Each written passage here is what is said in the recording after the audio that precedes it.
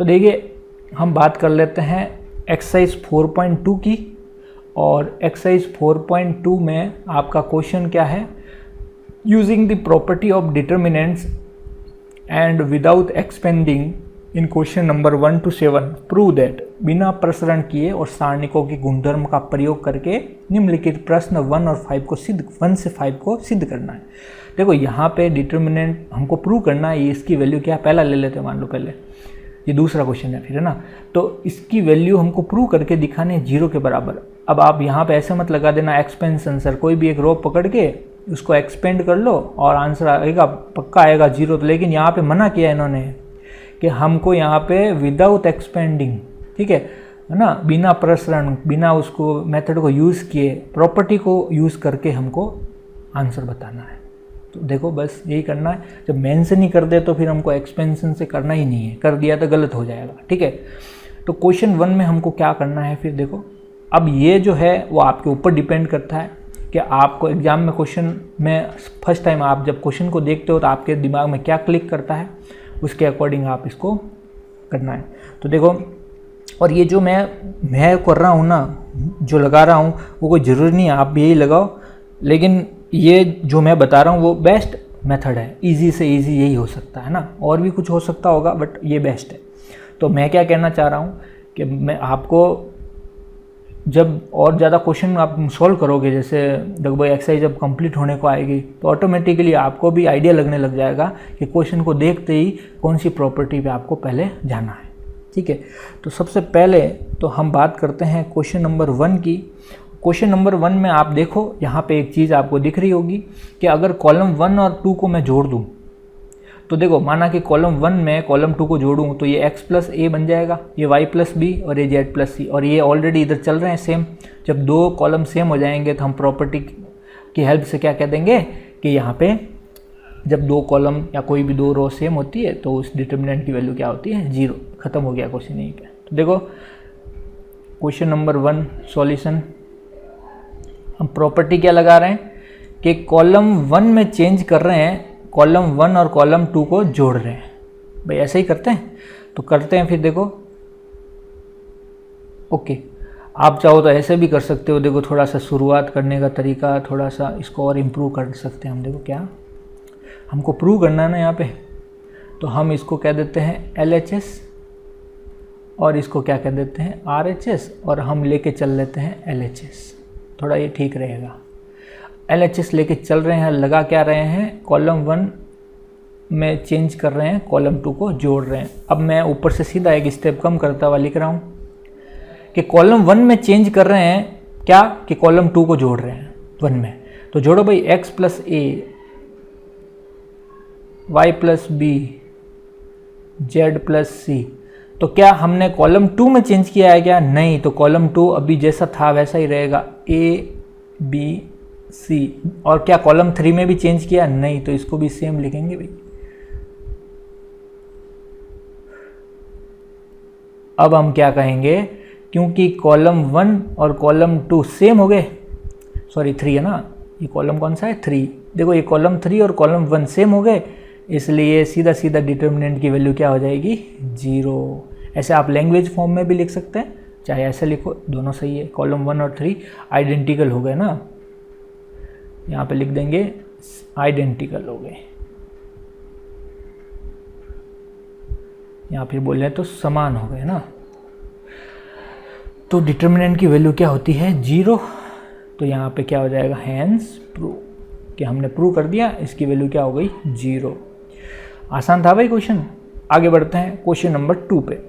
Question number 2 में हमको यही काम करना है, इसको इक्वल टू 0 के क्या करना है, प्रूव। क्वेश्चन नंबर 2 कर रहे हैं। देखो अब वही काम LHS लेके चल रहे हैं। अब यहाँ पे थोड़ा सा सोचो कि हम क्या कर सकते हैं। देखो मैं सोच रहा हूँ, आप भी सोचोगे थोड़ी देर बाद, देखिए आपके लिए नया नया है तो आपको पहले में से थोड़ा कन्फ्यूजन हो सकता है। अगर मैं कॉलम 1, 2 और 3 तीनों को जोड़ूं तो देखना क्या आएगा, एक बार रफली करके देखते हैं। a - b + b - c + c - a। देखो मैं क्या कर रहा हूँ, कॉलम 1, कॉलम 2, कॉलम 3 को जोड़ रहा हूँ। तो पहले मैं इस तीनों को एलिमेंट को जोड़ूंगा। भाई देखो समझना, कॉलम ऐसे मैं लगाऊंगा अभी, कॉलम 1 में चेंज कर रहे हैं, column 1 plus column 2 plus column 3, समझ में आ रही है। कॉलम 1 में चेंज कर रहे हैं, कॉलम 1 2 और 3 तीनों को जोड़ सकते हैं, ऐसा भी लगा सकते हैं, 3 पे भी है ना। तो हम कॉलम 1 में ही चेंज कर रहे हैं, 2 और 3 में तो कोई चेंज नहीं कर रहे हैं। तो यही काम कर रहा हूँ कि भाई जब ऐसा करूँगा तो देखो ये तीनों जुड़ेंगे पहले वाले एलिमेंट के लिए, तो तीनों जुड़ेंगे, देखना ये प्लस सब कट जाएंगे, तो आंसर कितना आ जाएगा 0। फिर इसी तरह ये भी 0, ये भी 0 और ये भी 0 हो जाएगा। तो आपका फिर कह देंगे कोई भी एक कॉलम 0 हो गया तो ये इसका वैल्यू क्या हो गया 0। तो इस तरीके से करना है। तो देखो अब इसको कर लेते हैं। अब देखो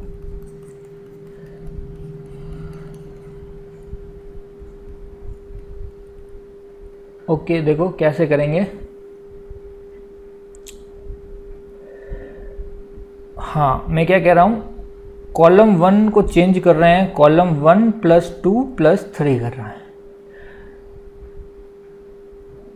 तो बोलो a minus B plus B minus C plus C minus ए।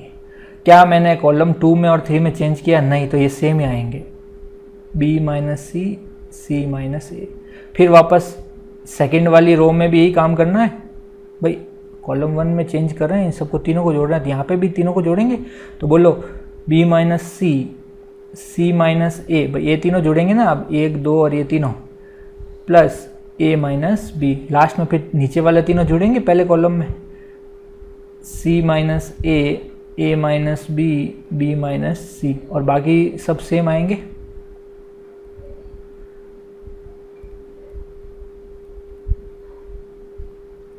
यहाँ तक क्लियर? अब आप चाहे करके देख लो, ये सब कट जाएंगे, प्लस माइनस सब कट के 0 हो जाएगा यहाँ।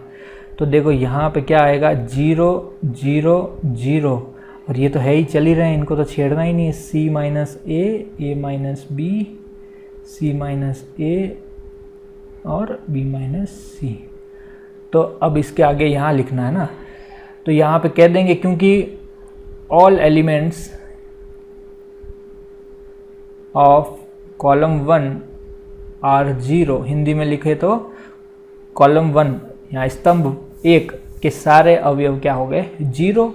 तो सो दैट डिटर्मिनेंट की वैल्यू, इसको माना कि डिटर्मिनेंट की वैल्यू ऐसे लिख सकते हैं चाहे, तो डिटर्मिनेंट की वैल्यू क्या हो जाएगी 0, हैंस प्रूफ। इस तरीके से ये भी प्रूफ हो गया इक्वल टू 0 के। अरे क्लियर है? क्वेश्चन नंबर 2 भी हो गया।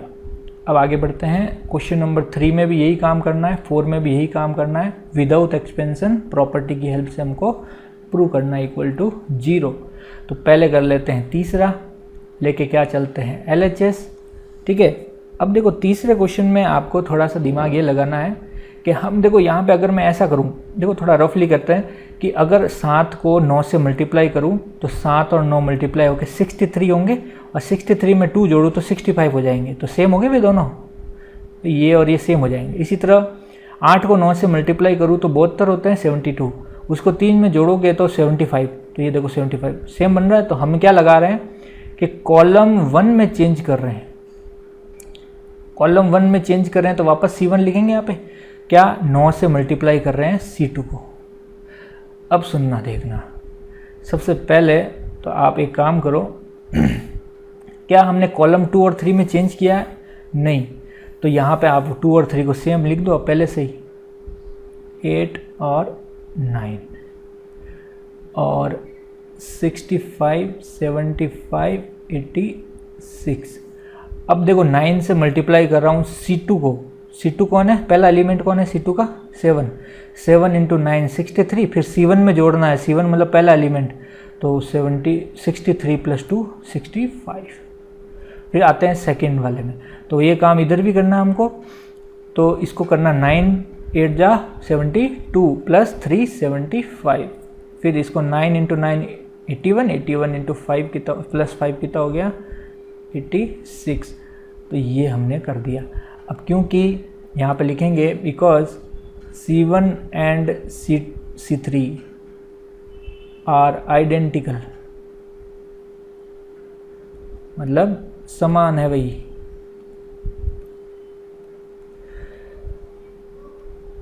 ठीक है, तो इसलिए कह देंगे कि डिटर्मिनेंट की वैल्यू क्या होगी 0। और भाई कोई भी दो कॉलम सेम हो गए, इसका मतलब डिटर्मिनेंट की वैल्यू प्रॉपर्टी से क्या हो जाएगी 0। तो ये क्वेश्चन नंबर 3 भी आपका कंप्लीट हुआ। छोटे छोटे क्वेश्चन हैं। अब करते हैं क्वेश्चन नंबर 4 को। तो देखिए क्वेश्चन नंबर 4 में हमको क्या करना है। देखो यहाँ पे सबसे पहले आप एक काम करो, LHS लेके चल रहे हैं और इसको थोड़ा सा एक्सपेंशन कर लो। इसका देखो अंदर ही है ना, वो उससे नहीं कर रहा हूँ ना, मेथड वो नहीं लगा रहा, बस अंदर ये ब्रैकेट खोल लो। आप एक काम करो, देखो 1 BC, अब देखो ये क्या हो जाएगा, ब्रैकेट खुलेगा तो AB प्लस AC। इसी तरह ये देखो ये 1 1 चल ही रहे हैं, ये CA, ये AB। क्वेश्चन को देखो यहाँ पे लिखा हुआ है, ये फिर हो जाएगा आपका BC प्लस BA या AB, फिर CA प्लस BC और लिख दो इसको। अब आगे बढ़ते हैं। देखो और कुछ नहीं किया, ब्रैकेट खोला है ना भाई, ठीक है भाई, ओके। अब हम क्या कर सकते हैं, देखो यहाँ पे देखो एक छोटा सा यहाँ पे काम कर सकते हैं हम कि कॉलम 3 में कॉलम 2 को जोड़ दो आप। देखो क्या कर रहा हूँ मैं, कॉलम 3 में मैं चेंज कर रहा हूँ और वो क्या कर रहा हूँ, कॉलम 3 में कॉलम 2 को जोड़ रहा हूँ। ऐसा क्यों कर रहा हूँ सुनना, पहले ऐसा करते हैं।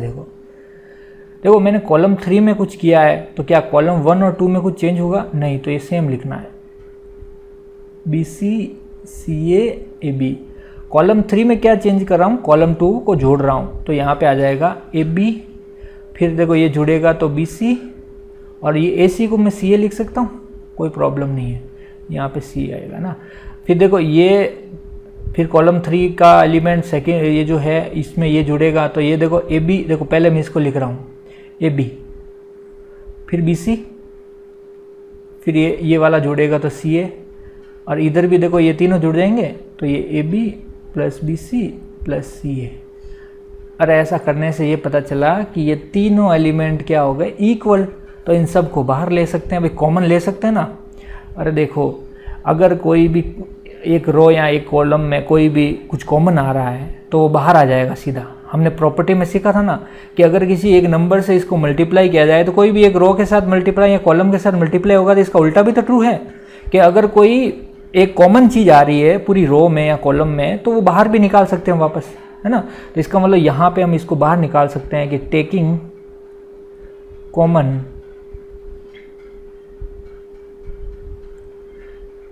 AB plus BC plus CA from column 3 से AB प्लस BC CA को कॉमन लेने पर हिंदी में लिख देना है ना।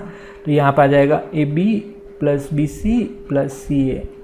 तो देखो क्या हो जाएगा फिर अंदर ही अंदर 1 1 1 BC CA AB। अब देखो यहाँ से AB plus BC plus CA common चला गया तो अंदर 1 बचेगा, इधर से भी पूरा बार चला गया तो 1, यहाँ पे भी 1। अब बोलो कॉलम 1 और कॉलम 3 आइडेंटिकल हो गए तो इस पूरे की वैल्यू 0 हो गई। अब 0 अगर इससे मल्टीप्लाई होगा तो आंसर तो 0 ही आना है। अब प्रूव हो गया भाई, 0 ही ला के दिखाना है। तो देखो यहाँ पे लिख देते हैं ये सब बातें, okay. Because column 1 and column 3 are same, so determinant की वैल्यू क्या हो जाएगी 0। तो यहाँ पे AB plus BC plus CA और इस पूरे की वैल्यू 0 हो गई, 0 से मल्टीप्लाई होकर आंसर भी क्या आएगा 0, हैंस प्रूव। अरे समझ में आया। ये तो हमने कौन सा क्वेश्चन किया है, क्वेश्चन नंबर 4 आपने कंप्लीट कर दिया। इस तरीके से करेंगे इसको, ठीक है भाई। आगे बढ़ते हैं। देखो अब आगे क्वेश्चन नंबर 5 की बात करते हैं। देखो क्वेश्चन नंबर 5 क्या कह रहा है, ये प्रूव करना हमको ये इसके इक्वल है। देखो क्वेश्चन नंबर 5 में फिर हम यहाँ पे क्या कर सकते हैं, थोड़ा सोचना पड़ेगा यहाँ पे कि हमको ये दे रखा है और ये ला के दिखाना है। तो यहाँ पे आप क्या कर सकते हैं, देखो थोड़ा सोचने दो मुझे भी।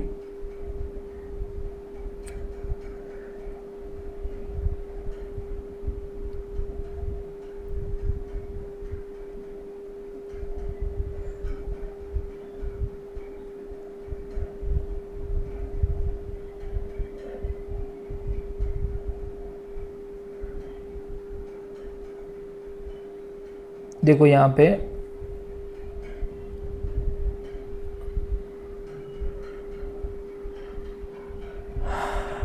देखो यहाँ पे हम आगे कैसे बढ़ेंगे, हमको चाहिए क्या उस हिसाब से हमको बनाना ये है।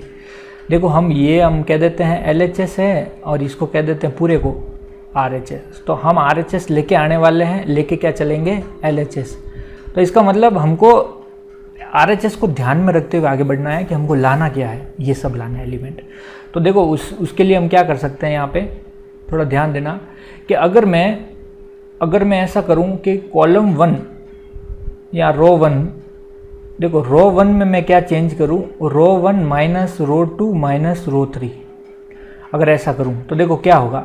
रो 1 में चेंज कर रहे हैं तो मतलब B प्लस C, माइनस कर रहे हैं रो 2 और रो 3 को, तो माइनस का C माइनस A माइनस का फिर रो 3 कौन है, A माइनस B। तो ये देखो यहाँ पे क्या हो जाएगा, ये B से ये कट गया, C से ये कट गया, तो ये माइनस का 2A हो गया। तो हमको यहाँ पे A लाना था, यहाँ पे माइनस 2A आ जाएगा, माइनस 2 बाहर निकाल लेंगे क्योंकि अगले एलिमेंट में भी माइनस टू आने वाला है। तो वहाँ से हमारी पहली रो कंप्लीट हो जाएगी। तो हमको कम से कम शुरुआत यहाँ ऐसे ही करनी पड़ेगी, ठीक है। तो अपना बाकी आगे का बन जाएगा अपना क्वेश्चन। तो यही करना हमको यहाँ पे, देखो कर लेते हैं इसको। क्या किया मैंने कि रो 1 में चेंज कर रहा हूँ, तो लिख देता हूँ मैं कि मैं रो 1 में चेंज कर रहा हूँ रो 1 माइनस रो 2 माइनस रो 3। तो देखो क्या करेंगे फिर, तो रो 1 तो ये B प्लस C, इसमें माइनस कर रहे हैं रो 2 और रो 3 के एलिमेंट, तो C minus A minus B। अरे भाई ये दोनों एलिमेंट माइनस करने हैं इसमें से। फिर बोलो ये तो आपका, फिर रो 1 का जो अगला एलिमेंट है वो कौन है, Q प्लस R, उसमें से भी इन दोनों को क्या करना है, माइनस। तो माइनस का R माइनस का P माइनस का P माइनस का Q। इसी तरह फिर लास्ट में Y प्लस Z में से Z minus X minus Y। क्या मैंने रो 2 और रो 3 में कुछ चेंज करना यहाँ पे लिखा है क्या, नहीं, तो इनको सेम लिखना है।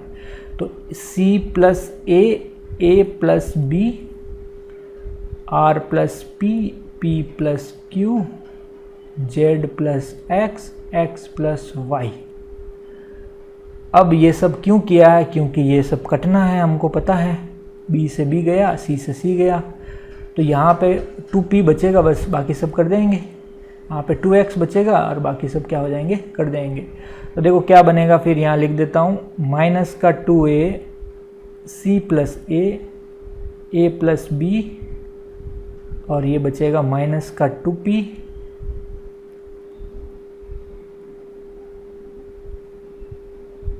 और ये माइनस का 2X।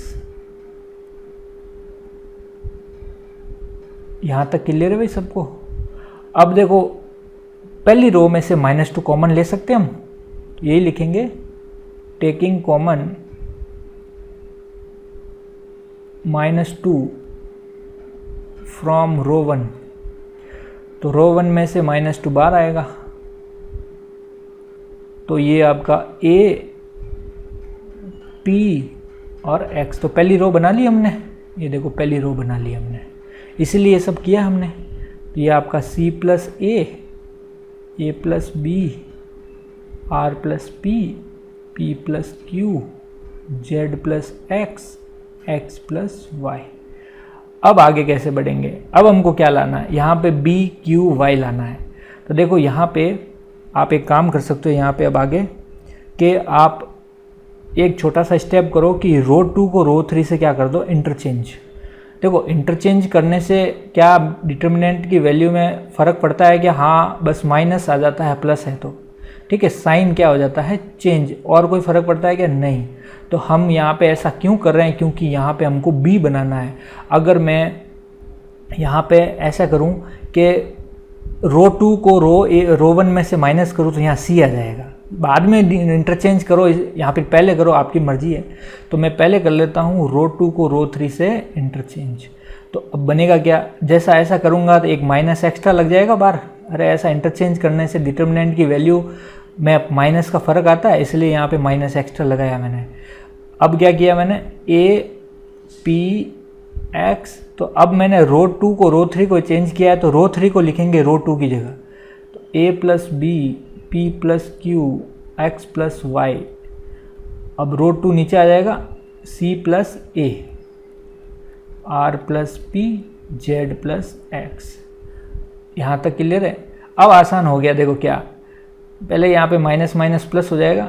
अब मैं बिल्कुल आसान क्या हो गया, R2 को चेंज करो आप R2 माइनस R1, एक तो ये काम करो।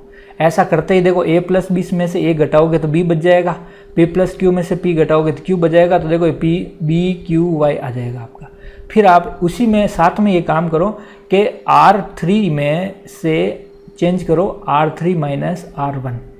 देखो c प्लस a में से a घटाऊंगा तो c बचेगा जो हमको चाहिए यहाँ पे, r प्लस p में से p घटाऊंगा तो r बचेगा जो हमको यहाँ चाहिए, तो हमारा जो चाहिए वो बन जाएगा। देखो 2, तो अब देखो माइनस माइनस प्लस हो गया, 2 बार चल रहा है। क्या मैंने रो 1 में कोई चेंज किया है? नहीं, R2 और R3 में चेंज कर रहे हैं, तो रो 1 में नहीं किया, a b p x ही आएगा, और चेंज करना भी नहीं क्योंकि यही चाहिए हमको। अब बोलो a plus B minus a करोगे तो b बचेगा, ऐसा पूरा लिखने की जरूरत नहीं है। p plus Q minus p करोगे तो q, और यहाँ करोगे तो y। फिर c plus a minus a करोगे तो c, ये वाला लगा रहा हूँ ना। फिर यहाँ पे बचेगा r और यहाँ बचेगा z। क्या यही लाना था क्या? देखो ये यही तो लाना था। तो LHS जो है लेके चले थे, RHS लेके आ गए, हैंस प्रूव। तो देखो बहुत अच्छा क्वेश्चन था ये। हो गया भाई कंप्लीट, समझ में आया ना सबको?